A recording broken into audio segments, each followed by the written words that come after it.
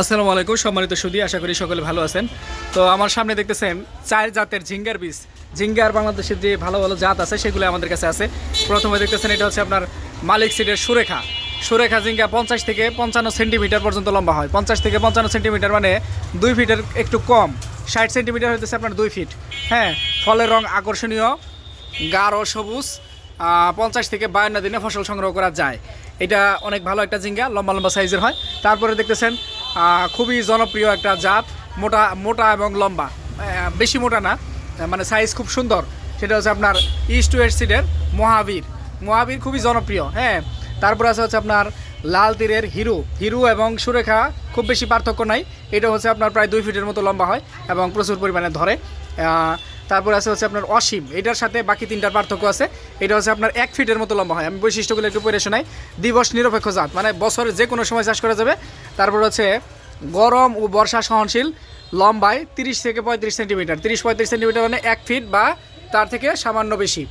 প্রস্থ হইতেছে 5 থেকে 6 সেন্টিমিটার। বীজ বপনের 40 থেকে 45 দিনের মধ্যে ঝিঙ্গা সংগ্রহ করা যায়। এটা হচ্ছে আপনার 40 থেকে 45 দিনের মধ্যে ঝিঙ্গা সংগ্রহ করা যায়। হ্যাঁ, আর ফলের ওজন হচ্ছে 180 থেকে 200 গ্রাম, একর প্রতি ফলন 15 থেকে 16 টন। হ্যাঁ, আর বীজ হার হইতেছে 1 থেকে 1.5 কেজি। আপনার এটা হচ্ছে একরে 1 থেকে 1.5 কেজি, মানে শতাংশে 1 থেকে 1.5 গ্রাম, সেটা বুঝাইছে। তো এই তিনটার মধ্যে তুলনামূলক পার্থক্যর কথা যদি বলেন তাহলে এটা হচ্ছে একটু খাটো। হ্যাঁ, আর বাকিগুলা লম্বা। এই তিনটা একরকম, আর এটা আলাদা একরকম সাইজের। এখন যেসব এলাকায় খাটো ঝিঙ্গা চলে তারা লাগাবেন অসীম, যেসব এলাকায় লম্বা ঝিঙ্গা চলে তারা লাগাবেন হচ্ছে হিরু, সুরেখা, মহাবীর, এগুলা। হ্যাঁ, তো তিনটা জাতি খুবই চমৎকার, খুবই ভালো।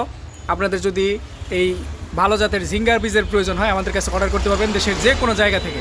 আমাদের অফিস হচ্ছে টাঙ্গাইল পুরাতন বাস স্ট্যান্ড, ফায়ার সার্ভিসের সামনে। ঝিঙ্গার বীজ ছাড়াও আমাদের কাছে কিন্তু সব রকম ফসলের বীজ আছে। যেমন এখানে দেখেন আমাদের কাছে অনেকগুলা ধুন্দলের বীজ আছে, 7-8 জাতের ধুন্দলের বীজ আছে। হ্যাঁ, এই দেখতেছেন এখানে কতগুলা, এখানে কতগুলা, তারপর আবার এইদিকে আছে। এগুলো হচ্ছে আপনার ধুন্দলের বীজ। আমাদের কাছে ঢেঁড়সের বীজ আছে প্রচুর পরিমাণে। এগুলো ছাড়াও আমাদের কাছে সব রকম ফসলের বীজ পাওয়া যায়। এখন সামনে শশার সিজন আসতে, শশার জাত পাবেন অনেকগুলা। মিষ্টি কুমড়ার জাত আছে 11টা, করলার জাত আছে মনে হয় 10-12টা। হ্যাঁ, তো আপনাদের এগুলো লাগলে আমাদের কাছ থেকে নিতে পারবেন। ভালো থাকেন সবাই। আসসালামু আলাইকুম, আল্লাহ হাফেজ।